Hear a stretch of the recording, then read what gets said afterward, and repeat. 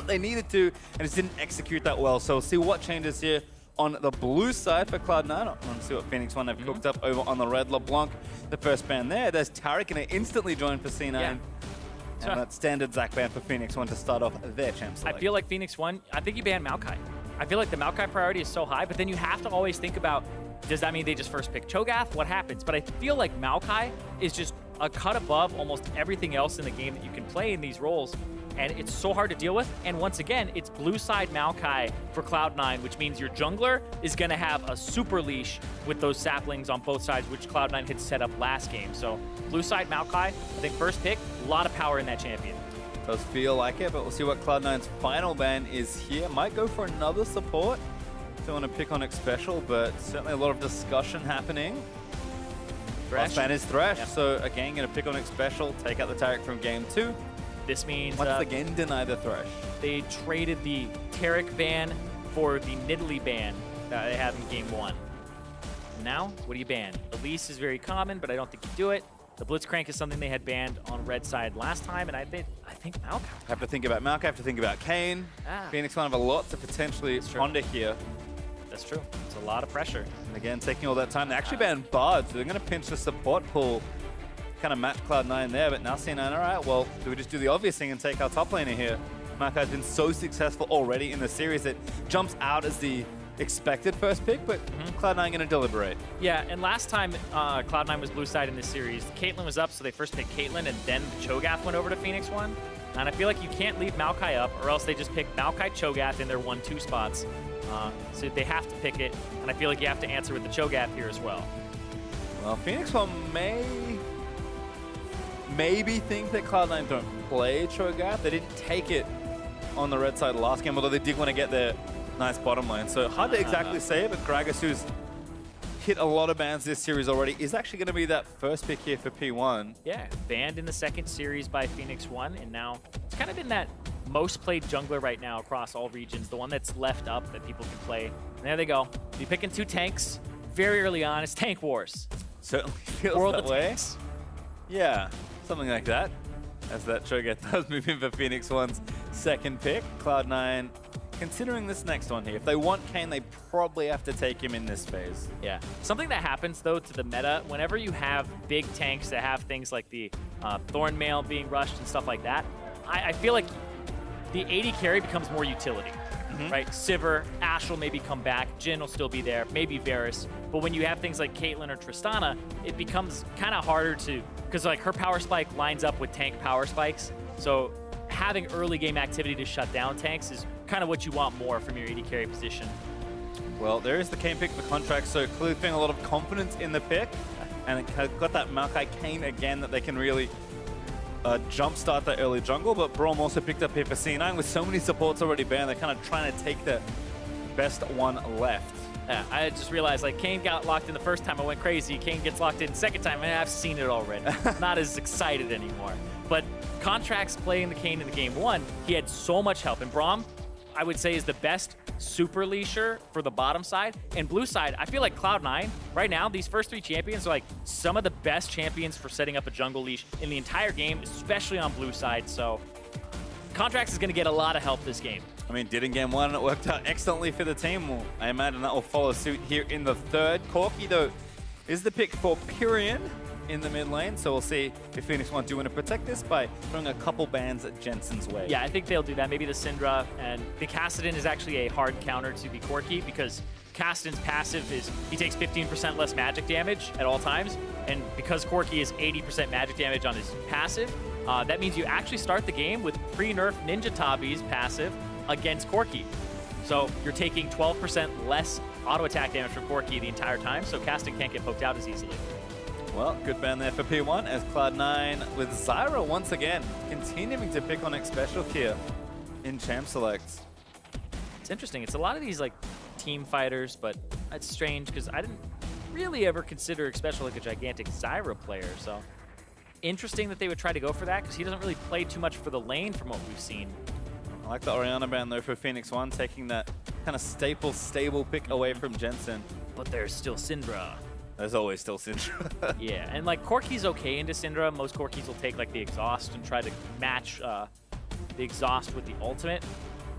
But I don't think it's like an overwhelmingly strong matchup against the Syndra in any way, shape, or form. I mean, Corki has almost no overwhelmingly strong matchups. He just wants to neutral. shoot minions out of his little plane and then get 3 items and win.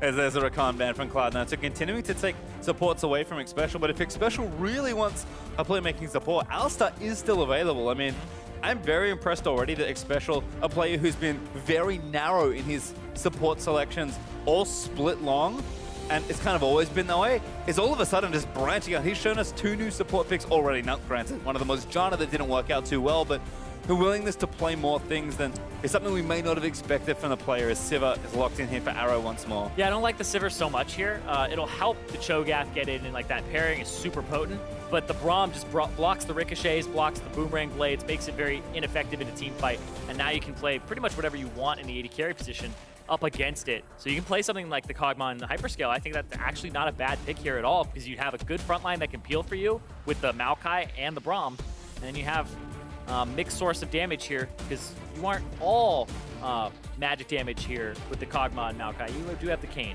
Well, there is the Kog'Maw for Sneaky, so what's the final pick here for Jensen? Is it Zed? I'm just saying. I mean, lethality's back, maybe. You never know. I can hope, I can dream, but I'll probably be disappointed, just like always.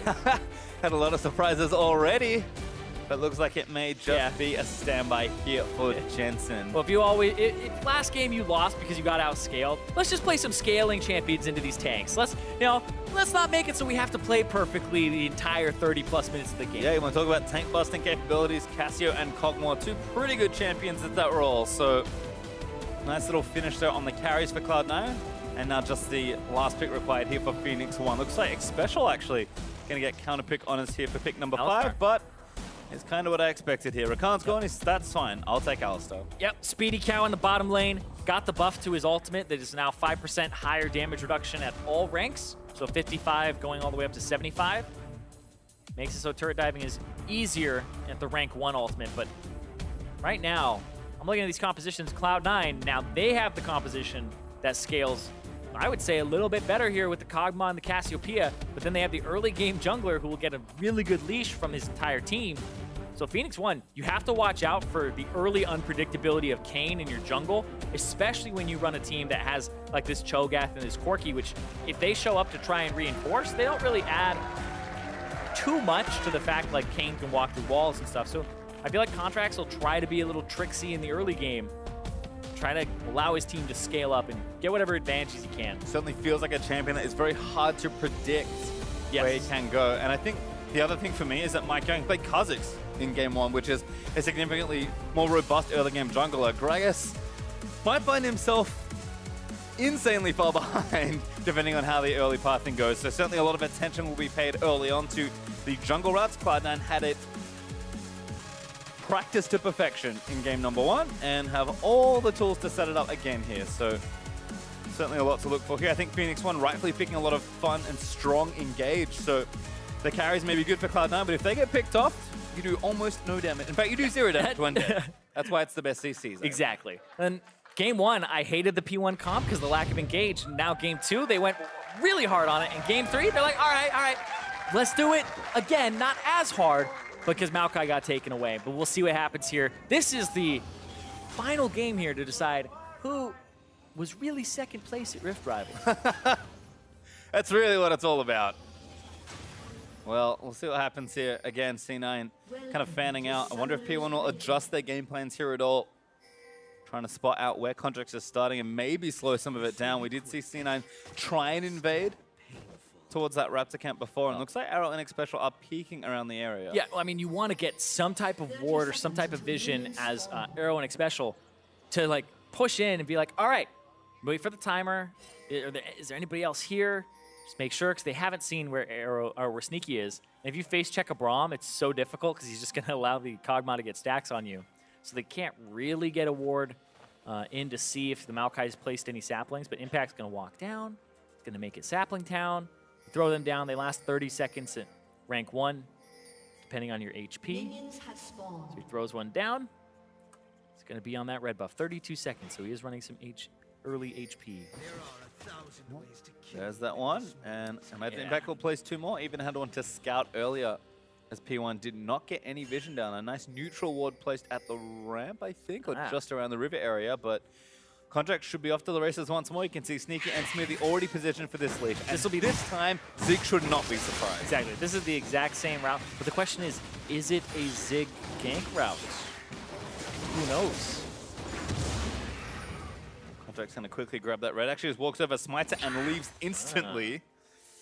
All right, so he's already like a camp ahead at this point. I would say he's half a camp ahead. He just needs to do his blue buff. Don't think there's a little kitty form in this bush, so. No, that's true. No extra help from Maokai this time. So, I mean, might be a buff somewhat. You see Maokai a little earlier, although I guess he put them down. So you actually have no idea with maybe looking at mana pools, and we're getting a lot of layers deep here to try and figure out exactly where he's going. But definitely see where Contractz goes. He's going to hit level 3 very speedy once again. 225 pretty much. Yep. See, MikeYeung is actually trying to answer this by a full red side clear with Krugs, which will get him 3. He's going to walk through the wall. Oh, not going to wall walk yet. Wants to save that. It's longer cooldown. Tracking for the red buff and not going to see it. So Contractz going to maybe dip up towards that top side as Pirean and Jensen fighting it out again. MikeYeung clearing all those Krugs out, and smart pathing this time. Contractz went for the invade instead of the gank, and Contractz had nothing really to take there. Yeah, MikeYeung did a full red side clear into a back, so he'll be able to purchase a machete and then a control ward. Usually, if you do that path on Rek'Sai, it's kind of common, and you back for a long sword and control ward. But Gragas, you want to go tanky now? It's not so much for like Amp Tome or anything. The Runic Echoes, go for Cinderhold. Contractz instead is going to clear out the rest of that left side of his jungle as Sneaky and Smoothie fighting in. Dude does get the stun down onto Alistar as Xpecial went in for a bit of a trade, but pretty neutral as far as that total exchange goes. Looks like bot lane's sticking even on the farm as well. Arrow going to want to try and push in as often as possible, as fast as possible. And looks like we'll be able to do so here as this wave is about to crash towards the turret. Yeah, and they know that Kayn should be on this side of the map soon because he was top, cleared his full jungle. And it looks like Xpecial roaming towards mid, Pirean low. Contractz here as well, though. But they do see Xpecial wrapping around. They're going to try to collapse on him. Yep, Contractz seeing good headbutt there from Xpecial. Contractz still trying to dash towards him. Does get the slowdown from the W. Smoothie also roaming up here. Does move in, does land the Q. Pirean low. Sneaky and Arrow going to try and fight it out, but Kog'Maw a little bit better in the 1v1 right now. Yeah. Arrow was able to kind of run away with the Warlord's Bloodlust over the fervor of battle. Just kite it out. Everyone gets away safely. Xpecial also takes a long way back to lane, but no harm there. I saw that Xpecial was using this skin, and I was like, does he strike you as somebody who would use the cowbell? I feel like Xpecial's like really kind of stoic about those types of things. I don't take him for a troll, you know? Certainly not Ole. Yeah, exactly. It's like after he all-in there, I would have given him like 3 donks or something, you know? Would have hit that cowbell 3 times. Not a donker. Nope. Well, maybe if he gets first blood. Maybe. He'll mix it up there as Jensen exhausts on a Pirean. This could be a solo kill. Pirean too far forward. Does get the heal down auto. Not enough. Barely gets away there. All summoner spells used there in that trade. And Storm Raider Surge is such a potent mastery, and we're seeing almost all mid laners take that now that are casters. Like we're seeing Talia, we're seeing Cassiopeia, even Syndra's do it, because the follow-up is all you really need. And once you go for the burst, you get to decide if you're going in or if you're coming out. And Pirean used his Valkyrie earlier, so at that point you have just a huge movement advantage. Yeah. Jensen going to get some help here from Contractz just to shove that wave out, so Pirean will lose quite a lot of this wave. Contractz took a CS. No food for him. Jensen will deny it now. Let's see what Jensen has to buy. Probably an early tier. There it is as Pirean returns with a respectful non-magic mantle. Smoothie backing onto Arrow though, but Xpecial going to answer back. Stun about to land. Does hit onto Smoothie, but the damage is back in. Xpecial, no ultimate, forced to burn the heal by Arrow. Flash. Good flash from Xpecial. Yeah, had to flash there before Sneaky flashed or healed to catch up and give another auto attack in. And Xpecial went for the Ignite as well. Instead of having something like the Exhaust for Cassiopeia or Kog'Maw in the mid-late game, looks like they're just trying to go for some kill pressure here. It's not quite Thunder Cow like old school Mata, where you would just, run Thunder Lords as well. Yeah, not the same all-out aggression, but... Yeah, it's actually kind of an awkward choice because you're in this position where you'd want to run Exhaust against their hyper carries, but the Ignite will help you kind of kill like Kayn if he gets ahead, right? Because Kayn went Darkin last time and he got to a point where his spell vamp was just so high you need an Executioner's Calling, so the Ignite is kind of a necessity against that. I think for me, against Braum, you just need some sort of pressure. Yeah. If you take exhaust, you're effectively conceding the lane in every all-in. So Xpecial kind of threatening, I suppose, if nothing else. Yeah, it makes sense, right? It's just kind of in an awkward place in terms of both of them would be good. It's just, do you want to be good late or do you want to be good early? Yep. And of course, most people will elect for the good early option because then you have more pressure on the map at the beginning. And if you transition that into like a good lead for yourself or any type of lead, then it's better than having to rely on your opponents not doing anything. That's why proactivity is so, sought after in League of Legends in the draft. Certainly better to be the aggressor and asking questions rather than answering them as impact. Just going to clear out a couple minions here, slapping them under the turret. Everything's going A-OK. CS pretty even across the board. Jensen does have a CS and pressure advantage in his lane, but other than that, it's nice and even. Certainly going to be a very different looking game for Contractz, who going to have to play a much fairer looking Kayn game. P1 have done a really good job kind of responding to a very, very new threat. And MikeYeung even trying to camp out. He's going to get stunned as a result. Looking for the all-in with the flash body slam into the cast. Jensen going to try and get the kill with a knockoff. EpicSkillshot claims MikeYeung first blood. Yeah, everybody gets a piece of that one. Pirean, he was kind of stunned while looking sideways. It still landed, though. It still wasn't enough. But because they had traded so many summoner spells, that just means everybody gets to show up there. MikeYeung blows the flash on the body slam and helps pick up that kill and get some first blood. And all of a sudden, that pressure that Jensen had kind of dissipates with a nice bit of play from P1. Right here, goes aggressive. Pirean's like, all right, no comment. Still, oh, the TP in the back too, so they actually cancel a TP on that. So the TP advantage for Zig. So they actually get a lot out of that as Phoenix1. Yeah, and Smoothie was there, but roamed up a little late. Yeah, actually that affects pretty much the whole map because that means you have TP advantage top, you have kill advantage in mid, you have more pressure there as well, and then your jungle is actually in a better spot as a tank jungler up against the Kayn because now he has a little bit more gold off that first blood. So overall, that affects your whole top side of the map. Yeah, and again, kind of interesting to see another kind of fighter assassin versus tank jungler matchup. Game 1, MikeYeung tried to match all that early game aggression with the Kazakhs and did not work out for himself. This time, looking a lot more comfortable on the tanks. And everybody's playing a little bit safer because the unpredictability of Kayn. And it's funny because like there's this Reddit post talking about Schrodinger pressure, and I always used to say it with Evelyn, where it was like, if you don't know where she is, she could be everywhere. So you have to kind of respect that. And in game 1, they weren't really respecting that the Kayn could be top lane that quickly. But once they know about it, all it takes is one time, and then they aren't fooled twice by the fact that he gets those really fast leashes and gets to the top side at 2 minutes and 30 seconds. Well, Epic still farming it out, so again, be curious to track how effective he can be in a much closer game. P1 up in gold after that first blood, but not a massive lead by any means, about 600 gold up. And looks like Jensen still farming it out. Yeah, that gold lead is mostly MikeYeung, who's up about 300 right now, and then Xpecial, who's up about 200 himself, or 150. So MikeYeung already completing the Cinder Hulk. They're going to start up the Infernal Drake and get that. Good early force here. Kayn's there, though. No TP, so tough. Actually, this is, yeah, you'd have to answer with teleport right now before Impact can interrupt it. Now they're flanked in. This is actually really bad for Phoenix1. Contractz actually moving in, trying to seal it perhaps, but there's actually a kill onto MikeYeung. Goes down as Sneaky. Able to get the kill now. Sneaky still firing away into Xpecial as the passive. Who's going to proc from Braum? Concussive blow seals Xpecial's fate. And C9 win the fight and get the Drake. Just like last game, Phoenix1's early game moves are actually quite bad. The fact that they went for that and Zig didn't put himself in a place to TP, that was actually something that was kind of inexcusable. You should be in a way in like position to TP, and there's more ward control from Cloud9 on the bottom side of the map there. Jensen chasing in, Q landed, so that's the go button for Cassio. Pirean there with the blue buff, able to wave her out with all his spells, and Hexdrinker will keep him much safer as well.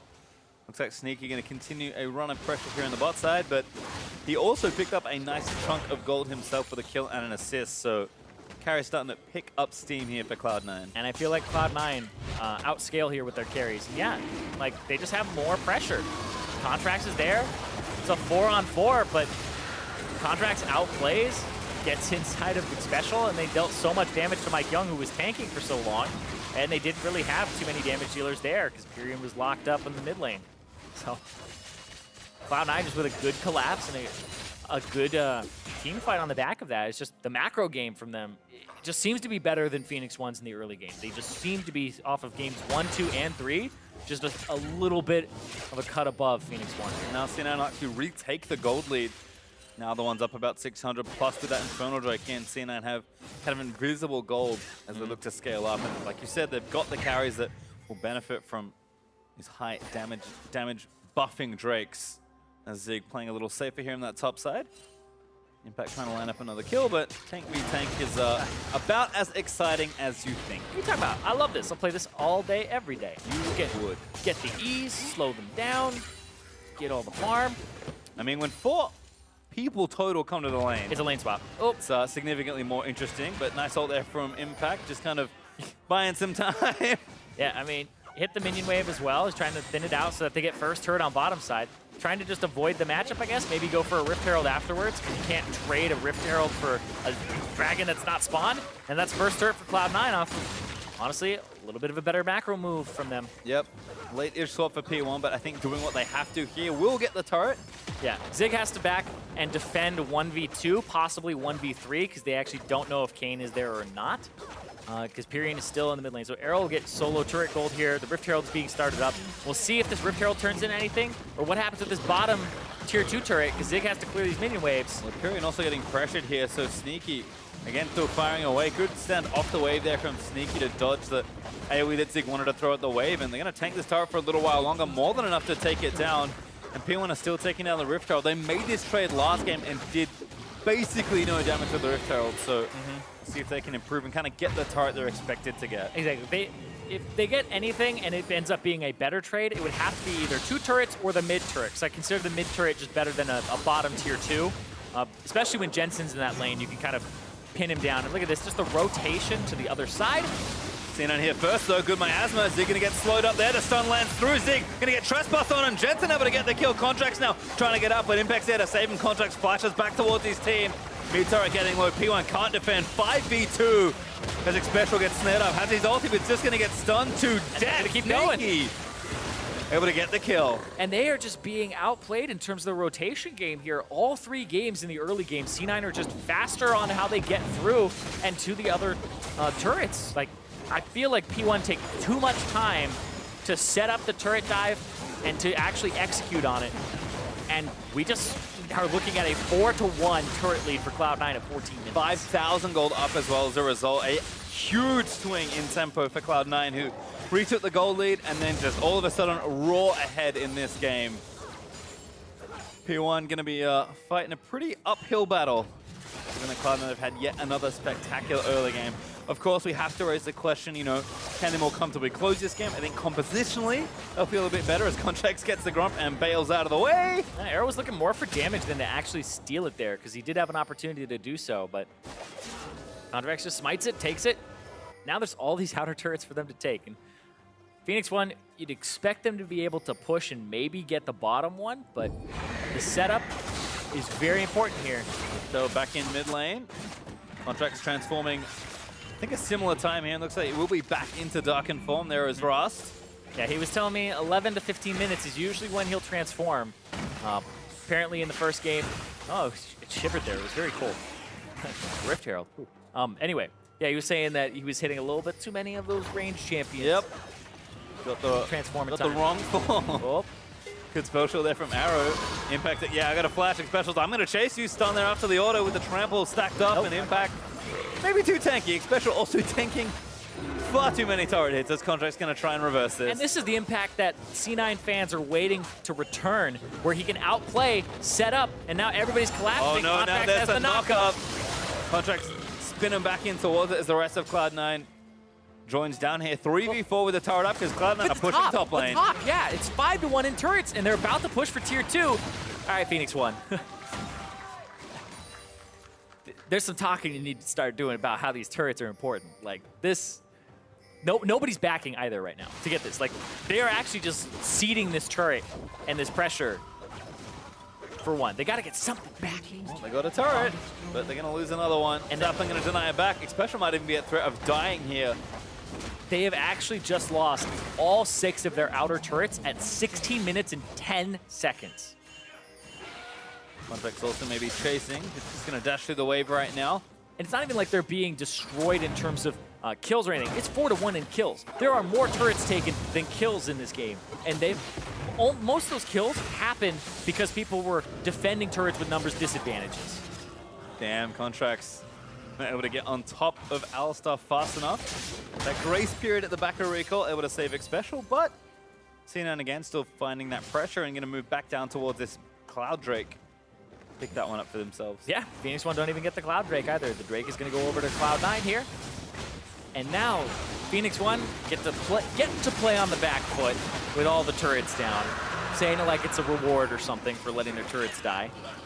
It's certainly a challenge. Yeah, they get to, you know, get all these minion waves, scale, not outscale, but scale.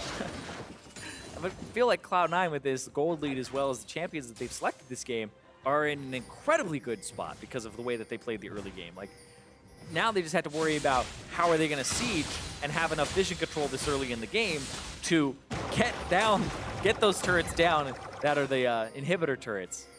Just enough time maybe to check in on just what that gold has turned into. Jensen here going to go grab that blue buff. Contractz has a couple items in his warrior, so not super ahead just yet, but Jensen with the roll, plus almost the Seraphs ready to go, and 2 items done for Sneaky means that Cloud9, they're ready. The team fighters MikeYeung back into Jensen, who does flash out of the way. Xpecial taking damage in the front side. Humble Trespass going to burn that ulti. Smoothie flash off to the knockup. Maokai ulti also going to chase them in as the Glacial Bit is slowing them all down. There's one root, there's the knockup. There's another double root as Sneaky gets that kill. 2 for himself already, as that's another one. Kayn able to grab it. That's 4 dead on the side of Phoenix1. Arrow going to run back to the turret because he's the only one left. Yep, he's got some wave clear, but for Cloud9, you know, screw warding. Just fight him. You have the Maokai. You can just throw down the ultimate and people are going to get rooted. You even saw Pirean go for the Valkyrie away, and they're still able to push and force the issue. 18 minutes in, they're going to start getting their 7th turret of the game. Yep, inhibitor turret going to fall here on this push. Might even push forward if they feel confident, but Xpecial and Arrow looking to defend this inhibitor, but C9 do not care. Yeah, I mean, Sneaky still has flash, and they also have ways to just peel back. Feel like you get that inhibitor. And Sneaky now 5-0 and 3, 100% kill participation between him, his support, and the jungler. Everybody has just been grouping up for these team fights. Jensen also outplays here on MikeYeung. Gets the flash afterwards, and that was an immediate cask afterwards, but the cast time, Jensen just barely able to get out there. And then Xpecial pops the ultimate a little bit late, but already taking a lot of damage. But then this wall, like, this is just the enormous power of the Maokai team. Oh my god, it's slow motion. When the kitten wraps around, that's actually really creepy. That was a really long-necked kitten. I had never looked at that before. And Maokai skin with the ultimate, that was some Dr. Seuss stuff that's going on there. Alrighty, well, all right. Thankfully, it's a very powerful ultimate. Although now Zirene will so we get to see it a lot. Way. Yeah, especially with this skin. It's adorable. Like wrapped around him, a root. I was like, what's going on? Uh-oh, Jensen. All right, stand and fight. Oh, maybe not for too much longer. A chain of stuns will land. Good spell shield from Arrow. Pirean's going to join the party as well, and credit over to the Corki. Baron up in 10 seconds. That's actually big, because now there's a possibility that they could win a Baron fight or take a Baron fight. So you're going to see the minion waves be shoved in by Cloud9 right now as they try to make sure that isn't something that happens. Toward the Baron as well. Zig will need to be around, but he does have teleport. These can obviously help a power play onto the Baron if P1 want to rush it down, but Contractz counter jungling instead, and C9 not going to lose too much there as they take over the correct side of the map. Yep, Phoenix1 control wards all throughout the inventory now, making sure that they can at least reestablish some vision control. Jensen went down, no Baron was done there, but they do have this Kog'Maw that's 5-0 and 3. Like, Sneaky has a lot of that gold lead. He's 3,000 gold ahead of Arrow. Like, this Kog'Maw has already scaled. We talked about you got to wait 20 minutes. He's already there. Yep, no waiting necessary. And even if you catch him, he does have QSS, but Contractz also a large part of their gold lead, up 2 levels. Just very sticky. Bit of damage there on the ulti. Going to walk back through that wall and just kind of bait them all in. Another good double knockup as he blasts going back over the other side of terrain. Contractz, knowing all the ins and outs, Xpecial is going to be the one left out to dry. Just a lot of stuns. Gonna follow that cow, and Xpecial goes down. Yep, Zig was pushing bottom during that time, didn't TP in either. They felt like, you know, they could maybe get something there or try to peel back, but no Contractz. I feel like his Kayn is actually quite good. This is by far the best Kayn that I have seen. Looks very well practiced, and such a sticky champion as well. And I like that he's messing around with the mobilities, playing around with it. Oh, all right, Everybody down? MikeYeung, they're going to burst him down. Should be able to get him. Arrow, though, kills Smoothie. MikeYeung does fall, but Contractz on a rampage to get back on the other side of the wall. Yeah, MikeYeung has saved games before at Baron. Zig, though. Zig flashing. He wants to try and beast it away. Get it, Zig! Just goes in and takes the Baron down. Cloud9 will get the kill. Contractz chasing. Gonna try and take down another, but Pirean backs out of the way and Contractz can't find him. So the Cho'Gath flashes in, finishes off the Baron with the E, the percent HP damage, but who's gonna live with it? Oh no. Xpecial frozen in midair with the headbutt as he goes down to Jensen. Arrow's still gonna get chased. Contractz Yeah, they're gonna gets through keep the pushing. base gate. They still have super minions to clear out here. Corki does great damage to them because they have negative magic resistance, so he's able to clear, but still on the back foot. They got a little bit of gold back, but they lost a lot of members to do so. And I think that may be something we continue to see as teams adjust to 7-14. Cho'Gath, very good at taking Baron when his ultimate's up. Yeah, it was like Kalista was one of the ones, but that was more Baron securing, and now Kalista not so much prioritized in this series, but then Cho'Gath able to steal. We just saw it there. Yeah, normally when you kill the jungler, that's all systems go for the Baron, but now Super Nunu ready to steal that one away from the top lane as Zig kind of keeps his team afloat here in this game. P1 still 7,000 gold down with that mid inhib, looking to respawn soon, but Cloud9 in position to threaten it. Definitely some momentum halted there, but P1 firmly on the back foot as Cloud9 continue to have full control of this game, or almost full control. I guess Baron was the one slip up. Yeah, went for the Baron. Zig TP, or walked up actually, didn't even have to TP into that, and then just got it. Kind of slipped through their fingers, but still looking at a very fed Kog'Maw, 100% KP still for him, and now the only member who has 100% kill participation on his team. But gold to spend as well as Cloud number 2. Most gold in the game. Over to C9, almost 2,000 to go spend, 1850, as he's actually going to keep pushing things out. But watch this one again, C9, they thought they had everything worked out here. Yeah, impact flash over for the root, trying to kill MikeYeung, who body slams. Doesn't really go anywhere, but then Zig kind of hanging around. It's the sneakiest dinosaur. And then he's like, oh wait, 1,600, 1,400, let's go. Goes in, hits it. Pirean helps out. Now we're going to fight on the bottom side. Maokai ulti already expanded. His Contractz dives in, but he's actually have to use the ulti to try and defend himself there. Dashes out of the way, but not quite enough. The stun! Knock up, but Contractz is going to fall. Jensen flashes in though to try and finish off. Trying to get Jensen! Knocks him back into the team. Sneaky. Still needs to keep moving, but he gets hit by the back by Xpecial. Arrow grab the door. Phoenix1! A miraculous team fight on the bot side. Almost acing Cloud9. In fact, that is the ace. I don't even know what just happened there. They threw the cask from Gragas into Jensen. That was great from MikeYeung to turn that around, but Contractz and Impact overdove, and we talked about how they're losing in turrets. There's a lot of turrets for them to pick up here. Let's watch that again, because we didn't see the setup for this, because the replay. Maokai ultimate comes through. They soak it. Okay, that lands on the tanks. Then they overdive here. Contractz goes in. They do a lot of damage and force him to use Umbral Trespass on whoever he can, so you have to have dealt damage to the person. So he goes on MikeYeung, who pulls him back. Great W there to knock him multiple people, but they kill him. Then Jensen flashes forward with the ultimate to try and kill, and it doesn't do enough there. And then MikeYeung with the body slam flash and the cast to get him into the team. As just an obliteration there. Where Arrow, we talked about, you know, how some people are deathless in this game, like Contractz, Sticky before that point. Arrow is still deathless, even though his team was losing and on the back foot and the Kog'Maw was fed. Arrow was able to scale up a bit, get to those crit items, and take over with the Ricochet in that fight. Well, not too many turrets taken. I believe P1 only got one with a bit of Baron left after pushing out of their base and finally taking that mid-outer. So Cloud9 again still up, but that gold lead got cut almost in half. They're only 4,000 gold up now. Like, this is going to be one of those games where if Phoenix1 are able to pull this out, Zig kept them in the game as a 0-3-0 Cho'Gath, but then MikeYeung set up the play, and then Arrow was able to capitalize, and that Baron power play, like you said, able to cut that gold lead in half. And now Phoenix1, with their inhibitors up, are in an okay position now to engage. Jensen doesn't have flash for another 3 minutes. So, same with Sneaky. So this is actually something where Alistar is in a great position to dive with a Sivir ultimate. That might be a little too keen on this fight, but MikeYeung stunned up by concussive blows. Everyone going to dive big. Give it the Maokai ult. Wonderful there from Impact. They just have to try and kill Arrow. Impact soaking what he can as Sneaky still free-firing, but a good cast separates the carry there from C9. Might still be too far ahead. Zig's going to get assassinated by Contractz ulti. Up. And there's Alistar going down. Pirean going to get exhausted. Cloud9 going to force them off these inhibs and retake mid once more. Yeah, great from C9 for Sneaky and Jensen not to stand next to each other at all. They've made that mistake against a team like Counterlogic Gaming, and they don't stand next to each other. You see, Xpecial really has to choose who his target is. Gets rooted, takes him a lot of time, eventually goes on to Jensen, and Sneaky gets the free fire at that point. Now back to spend some of their gold. Baron up in under 2 minutes. As C9 take 2 pretty good inhibitors when your next objective to threaten is Baron. GA now done for Contractz. Sneaky also going to go back to spend a massive pile of gold, and Hintu's Rage Blade is his purchase as a result. So the lead is still there for C9, but this fight could have been a lot closer. Yep, just hit the go button here.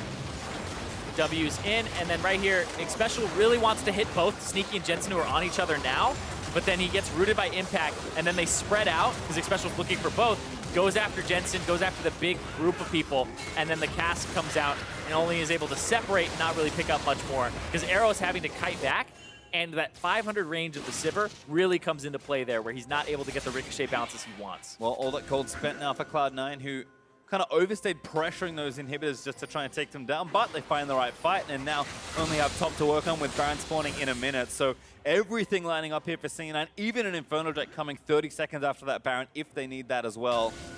And P1 gonna have to really manage these waves well, or just find another great engage. Yeah, I don't know how you get in on this though. You have to kind of wait for your side waves to push. The static shiv plus the Sivir crit makes it pretty much impossible. You have to dive, wait for Impact to ulti, but yeah, I feel like you just buy space to get to that Baron. That does seem to be the plan here for Cloud9. Yeah, just keep your minion wave shoved up, because your bottom and mid are going to auto-shove, so shove top, stay there. Not really commit for anything, but make sure that they can't push it out before the Baron spawns. You can see Arrow dealing with the wave at least briefly. They want no more Cho'Gath shenanigans. Yeah, they do have to kill 2 different tanks here, which is pretty tall order. Yeah. Cho'Gath bite does 1,200 damage right now. Really nice bit of pathing from Contractz, but taking maybe too much damage on the other side. Was looking for a very sneaky wall knock up there. P1 able to stick together and stay safe. Impact still threatening. Doesn't have flash. Let's go for the flash W. Phoenix1, all split long, especially during the beginning of the split, have always struggled in these situations. They usually go for the team fight. But you can see Zig has to clear out the base or else they'll lose that turret, and they may lose it anyway. Getting it cleared out, so they'll start this up. They know that Cho'Gath isn't even nearby. A lot of Baron damage, though. Could be a smite fight. MikeYeung going to make his way in. No. Contractz able to just smite it away. That went instantly down by C9. Yeah, went down to 400. MikeYeung would have had to just get in there immediately. But now with the Baron buff and kind of remedying the mistakes and being more methodical about it as they go for that Baron, Cloud9 don't want to have another thing kind of slip through their fingers in this game. You can almost feel them just take a breath in after that Baron, saying, we got the inhibs, we'll slow it down and just kind of end the game the way we know how. C9 again have found so many leads, but haven't closed that many games recently. Yeah, overdove on the bottom side. Don't want to do that on the top. They're just going to use the Baron. Slow shove in, try to get that third inhib. Well, inhib is available as the turret goes down. Again, just patience required here for C9. They're going to have Baroned up super minions soon if they want to walk towards mid or bot. It looks like the siege is going to be pretty well sustained here. Yeah, but there's a big bottom lane wave, and so they'll let that shove in. That bottom tier 4/Nexus turret. The Nexus turret is really low on the bottom side, so these minions will be able to push in and get that. So they're just sticking around. They're much stronger as well anyway. Contractz the one kind of far forward, dashes on to Zig. Righteous Corki popped. Gonna have to go in. Going to give him some healing. Contractz gets a good amount of health back all the way in as the inhib goes down. Maokai ultimate up to the side, going to find him on the flank angle. Alistar again knocked up forever. That's MikeYeung, excuse me, as he falls down. Xpecial pumps the ulti back in onto Jensen and Smoothie, but sorry, Sneaky and Smoothie, but that's not enough as he grabs the double. But triple kill there for Sneaky. It might be finally here as Kayn revives with the GA. Arrow again moves forward. Sneaky still wicking. There's Arrow coming down. That's going to be the quadrant. No, he needs the damage. Doesn't use it. Sneaky firing away. There's the shutdown of the concrete one. And the unofficial penta-kill goes over to Sneaky. Cloud9 get the ace, grab the Nexus, and win the series. A little bit too much time between the third and fourth kill. Unlucky, but Cloud9 took no luck for them to win this game. 2-1 over Phoenix1. Kind of coming back from that slump that started at Rift Rivals, able to take down the team that was surging, and this is going to make the standings very interesting now because there is a 3-way tie for first, and now there are 3 teams that are 4th, 5th, and 6th with 7 wins apiece.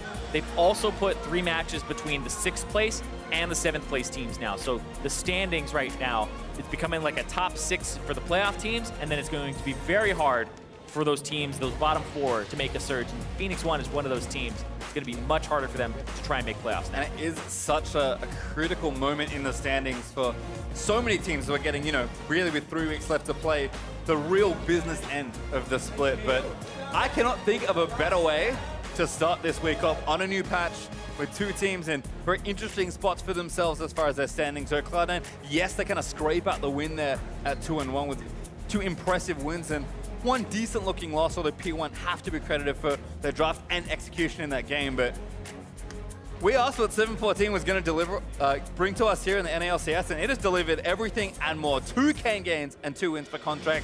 Cho'Gath and tanks everywhere. Dust blades abound. Yeah.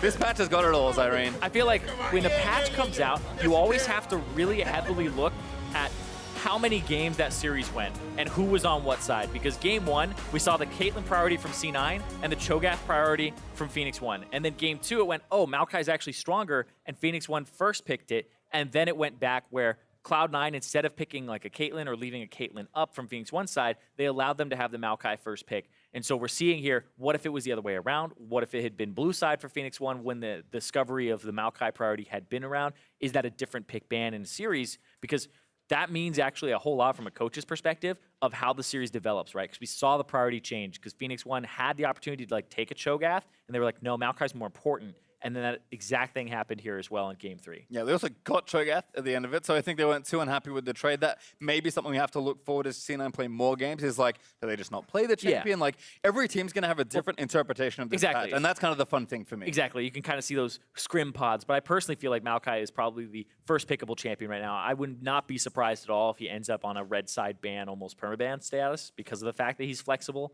But then it always ends up being like, they could just play Cho'Gath instead, and then what's your answer to Cho'Gath if Maokai's not on the table? So the red side, they're going to have their work cut out for them moving forward.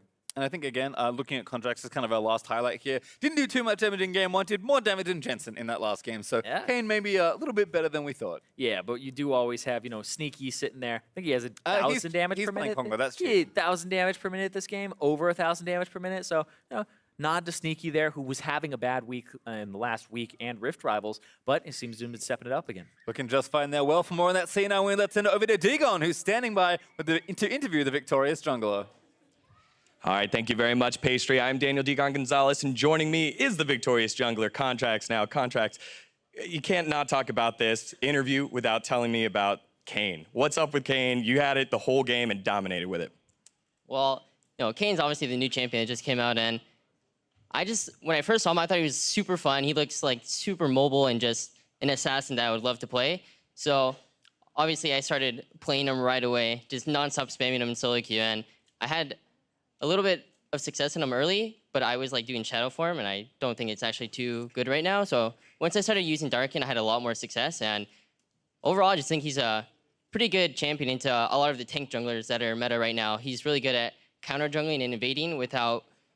He's really safe at invading because he has a lot of mobility to get out of the jungle. So overall, I think he's a pretty good pick right now. Yeah, and the times that you had him, you guys really did a solid job. But in game 2, something kind of didn't go right. How did you guys transition from that tough game 2 into game 3? Well, game 2 is a little rough because we had a 3,000 or 4,000 gold lead, but we misplayed a lot of team fights, and we realized that Taric was also a big problem in that game. He had a lot of clutch ultimates that just completely made us lose team fights single-handedly. And going to game 3, wanted to ban Taric to get it out of the way because we didn't think the tanks were too big of a deal, personally. So, yeah, we just wanted to ban out Taric, and it went a lot better for us. Cool. Now let's talk a little bit about the season itself. Last season, you guys had huge success. This season's been a little bit inconsistent. For you as a player, what has this season meant to you? Well, it's my second split in the LCS, so obviously I just want to improve as much as I can going into playoffs. And, the main goal is obviously Worlds at the end. And I think personally, in the beginning of the split, I wasn't doing too hot as a jungler individually. And I think in the past couple weeks in Rift Rivals, I showed that I can compete with the best and I can improve really rapidly. And I think just going into future games, I will do really well for myself. Awesome. And you do have a matchup against Team Dignitas. Talk to me a little bit about your thoughts taking them on Sunday. Well, I think Dignitas is a little weird. I haven't really been paying attention to them too much personally, but they've been winning a lot, and they play a lot of Nunu, so I think we have to watch out for that. But I think Kayn will do quite swell against that. All right, Kayn, Nunu, you got a lot of picks up against them. Congratulations once again to Contractz. For more on the game, we're going to send it over to the caster desk. Thank you very much, D-Gon, and welcome officially to the NA LCS casting team, our newest addition. You'll be seeing more of him throughout the coming weeks, hopefully. Can't guarantee, right? Get him out of there. Anyway, hey, we move into Game 3 of the series. C9 picks it up off of making some adjustments. We heard Contractz talking about some of those adjustments, so I want to pull up that champ select one more time because it's kind of the theme of the day, is how our team's navigating patch 7.14 with both lethality and tanks kind of rising to the top. We see this time around, C9 identifies that one of their big issues was not being able to eat through those tanks, and in particular, the Taric from Game 2. So Taric goes to the ban table, and we draft a heck of a lot more DPS. I think that's the big thing is that backline. So obviously they also have the Alistar this time. So yeah, you get rid of the Taric, and this is what I was saying is that there's so many options available that you kind of get forced into having to play this kind of tank style. Let's say you take out the Maokai, great. Sejuani, you take out the Gragas, okay, maybe there's another thing you throw in there. Zach snicks through. There's so many different champs. Exactly. That you're going to end up with a lot of tanks on this patch. And you see, once again, both teams end up with that. The big X factor was the Kayn for the second game time. This on blue, and I gotta say, I really like what I see out of the Kayn. Contractz was able to use it pretty well again to help his team get some advantages, and once you have that lead and you have these two kind of team comps that play the same way and have a ton of beef and engage, games can get out of hand. And that's the big difference between games 2 and 3, right? Because in game 2, C9 had a similar gold advantage at a similar point in the game. However, the way that their team comp in game 2 stacked up against Phoenix1 meant that after that 25-30 minute mark, it was going to become infinitely more difficult for them to win team fights. This time around, they draft essentially identical comps in terms of the way they want to play. Yep. And then it's just about, well, if we get ahead, we're snowballing to victory. You're an item and a half behind in all categories. Yeah, and that's the great thing about tanks is that they bring so much engage and they kind of nullify turrets a little bit with the extra health that you have, that you can really snowball those games as long as you keep up the aggression. And C9 was able to, off the back of some nice skirmishes that we were highlighting the Kayn, especially the Dragon fight at 10 minutes, like you get to see why this champion is so impactful sometimes, because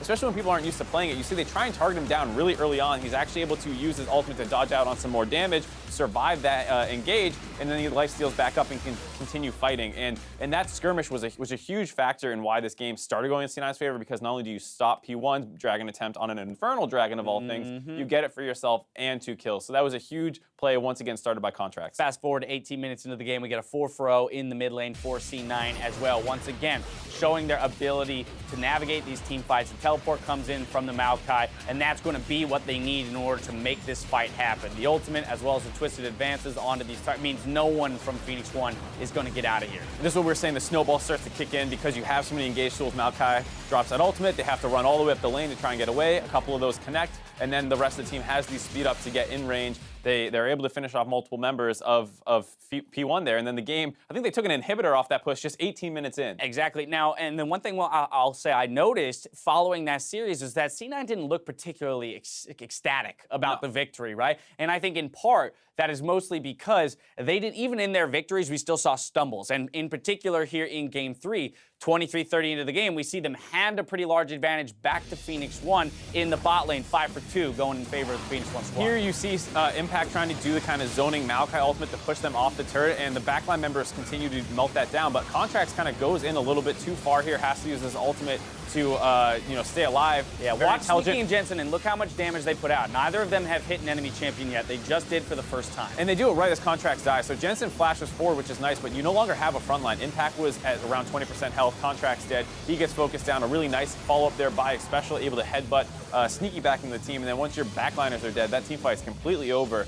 And you get to see a little bit of that miscoordination there that bit them in the butt in game 2 as well. The difference was, like you said, their team comp much better this time around, as well as already having a larger gold lead, so they're able to sustain it. But that big dip that you see on the gold graph there, not a good sign if you're C9. Right, exactly. Yeah, that dip is essentially a failure of execution, but because, as we mentioned, these two team comps are so similar, still maintaining that gold lead off the back end of that fight means that as long as they approach the next fight correctly, they should still win out. And that's what happened. They slowed the game down a little bit. They end up forcing around Baron again, and then they can close the game out very cleanly. We got to give credit to Zig for the heads-up play around the first Baron where he gets the steal. You know, tracking that health. A lot of times the Baron health gets lost in the skirmishes. He makes it into the pit. That elongated the game even as far as it did. I think that's one of those situations where it's just a little bit of unfamiliarity again with the champion because you're used to playing against, oh, we killed their jungler because you saw C9 turn off and kill MikeYeung right away. They're like, great, now we get the free Baron. And you forget. Nope. Never Cho'Gath. mind, there's a Cho'Gath in the game. I haven't played against this in a little while. So nice steal by Zig, well-timed, well coordinated on P1 because you saw Ryu throwing damage in as well. But continued struggles for Phoenix1 here, right? Oh, yeah. Remember, they're not picking up. They pick up a game victory, but not a match victory, and that's what you need in terms of pushing towards that playoff position. At this point,